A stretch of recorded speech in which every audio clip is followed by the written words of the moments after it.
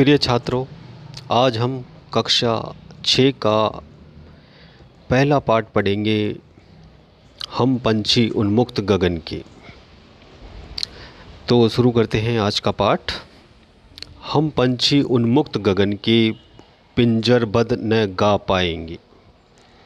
कनक तीलियों से टकराकर पुलकित पंख टूट जाएंगे। अब इसका सरलार्थ करते हैं हम।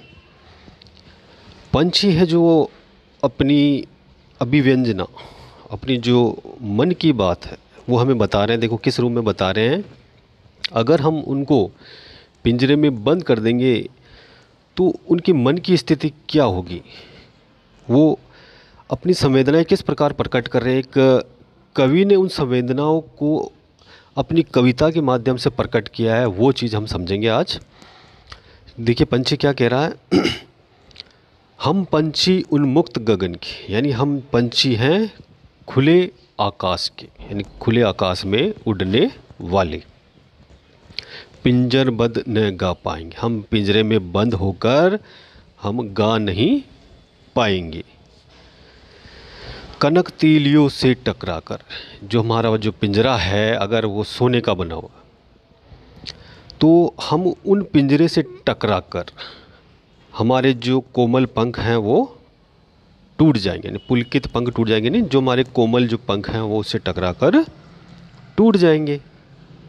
आगे क्या कहते हैं देखिए। हम बहता जल पीने वाले मर जाएंगे भूखे प्यासे। कहीं भली है कटुक निबोरी कनक कटोरी की मैदा से। आगे पंछी क्या कहते हैं कि हम तो बहता जल पीने वाले, नदियों का जो बहता जल है वो पीने वाले हैं। मर जाएंगे भूखे प्यासे, अगर हमें पिंजरे में बंद कर देंगे तो हम भूखे प्यासे मर जाएंगे। कहीं भली है कटुक निबोरी, हमारे लिए तो जो कड़वी निम्बोली है वो हमें बहुत ही अच्छी लगती है, जबकि हमें सोने की कटोरी में जो मैदा दी जाती है वो हमें अच्छी नहीं लगती। जो अच्छा भोजन दिया जाता है वो हमें अच्छा नहीं लगता, लेकिन हमें जो कड़वी निम्बोली है वो हमें अच्छी लगती है। आगे देखिए। स्वर्ण श्रृंखला के बंधन में अपनी गति उड़ान सब भूले, बस सपनों में देख रहे हैं तरु की फुनगी पर के झूले। स्वर्ण श्रृंखला के बंधन में, यानी सोने के पिंजरे के जो बंधन में बंद कर अपनी गति उड़ान सब भूले। हम अपनी गति भूल चुके हैं, अपनी उड़ान सब भूल चुके।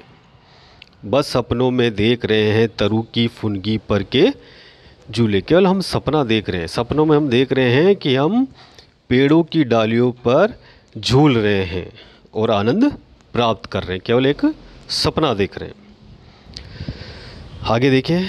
ऐसे थे अरमान की उड़ते नीले नभ की सीमा पाने। हमारे अरमान ऐसे होते थे, जब हम खुले आकाश में उड़ते थे तो हमारे अरमान, हमारे सपने क्या होते थे कि नीले आकाश की सीमा को हम प्राप्त करने की इच्छा रखते थे।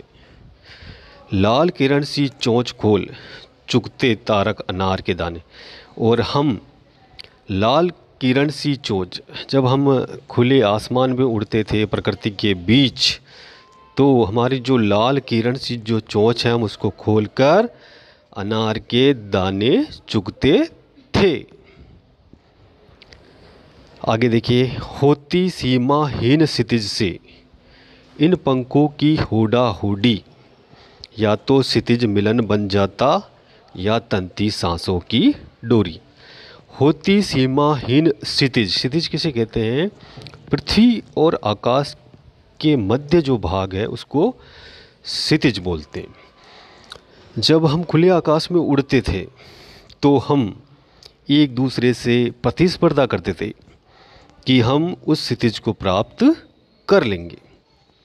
उस समय क्या स्थिति होती थी कि या तो हम क्षितिज को प्राप्त कर लेते और या फिर हमारी जो सांसें हैं वो अटक जाती या वो तन जाती, कि हम इतनी प्रतिस्पर्धा में इतने लीन हो जाते कि या तो हम क्षितिज तक पहुंच जाते या फिर हमारी सांसें तेज हो जाती, यानी हमें संघर्ष करते हुए हमारी जो सांसें हैं वो तेज हो जाती। आगे देखिए क्या कहते हैं। नीड न दो चाहे टहनी का, आश्रय छिन भिन कर डालूं, लेकिन पंख दिए हैं तो आकुल उड़ान में विघ्न न डालूं। आगे पंछी देखिए अपनी प्रतिक्रिया किस प्रकार व्यक्त कर रहा है।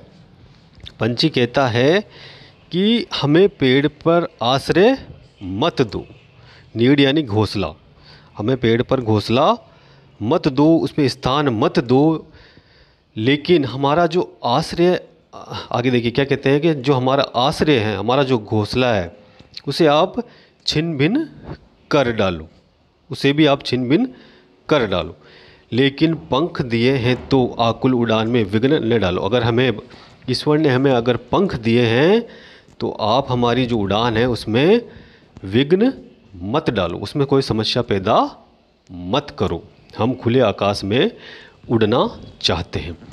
इसके जो कवि हैं उनका नाम है शिव मंगल सिंह सुमन, जिन्होंने एक पक्षी की जो प्रतिक्रिया है, उसकी जो अंतर्वेदना, जो अंदर की जो पीड़ा है, वो पीड़ा कब उभर कर आई, जब उसको एक सोने के पिंजरे में बंद कर दिया गया तो उसने अपनी अंदर की पीड़ा व्यक्त की है। तो कवि, अभी कवि के बारे में कहते हैं कि जहाँ न पहुँचे रवि वहाँ पहुँचे कवि। अब देखिए कवि की कल्पना कितनी है कि वो एक पंछी की जो अंतर्वेदना है, अंदर की जो पीड़ा है, अंदर की जो भावना है, वो इस कविता के माध्यम से हमें प्रस्तुत किया। हमने समझा कि एक पंछी को जब हम बंद कर देते हैं पिंजरे में तो उसकी अंतर्वेदना, उसका मन क्या कहता है, उस चीज़ों को हमने इस कविता के माध्यम से पढ़ा और समझा। आशा करता हूँ कि ये पाठ आपको अच्छे से समझ में आया होगा।